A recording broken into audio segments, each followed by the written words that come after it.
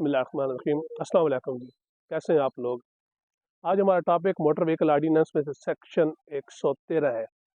Section 113 बिला warrant गिरफ्तारी के हवाले से है। ये मोटर व्हीकल आर्डीनेंस की खिलाफ वर्जी की सूरत में पुलिस को जिन मामलात में बिला वारंट गिरफ्तारी के अख्तियार, उनके ऊपर आज हम इस सेक्शन 113 में बहस करेंगे।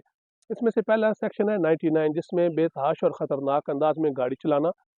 दूसरा है सेक्शन 100, जिसमें कोई शख्स नशे के ज़ेर असर होकर गाड़ी चला रहा हो। और तीसरा है सेक्शन 110, जो कोई शख्स बिला इजाज़त किसी शख्स की गाड़ी के साथ छेड़छाड़ कर रहा हो। तो इन सूरतों में कोई भी पुलिस ऑफिसर, कोई भी बावर्दी पुलिस ऑफिसर इन अफराद को बिला वारंट गिरफ्तार कर सकता है। यहाँ पर एक बात जो ज़्यादा ज़रूरी है जानने की, वो ये है कि अगर सेक्शन 100 के तहत किसी शख्स को बिला वारंट गिरफ्तार किया जाए, यानी कि अगर कोई शख्स नशा करके, शराब पीकर या किसी और चीज़ के हवा ज़ेर असर गाड़ी चला रहा है, तो जब आपने उसको गिरफ्तार किया है तो 2 घंटे के अंदर अंदर उसका मेडिकल चेकअप करवाना ज़रूरी है, ताकि पता चल सके कि वो नशे के ज़ेर असर होकर गाड़ी चला रहा था।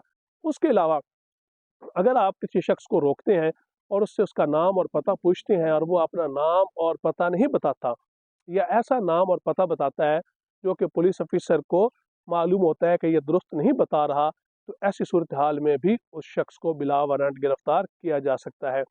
जिस भी शख्स को पुलिस बिला वारंट गिरफ्तार करेगी, उसकी गाड़ी की हिफाजत पुलिस के ज़िम्मे होगी, गाड़ी को भी महफूज मकाम पर पहुंचाना पुलिस की जिम्मेदारी होगी। ये जो हमने मामलात, ये जो जराइम बयान किए हैं, इसमें बिला वारंट गिरफ्तारी का अख्तियार पुलिस को इसलिए दिया गया है ताकि इन जराइम का फौरी तौर पर सद्देबाब किया जा सके और उन अफराद को करार वाकई सज़ा दिलवाई जा सके। शुक्रिया।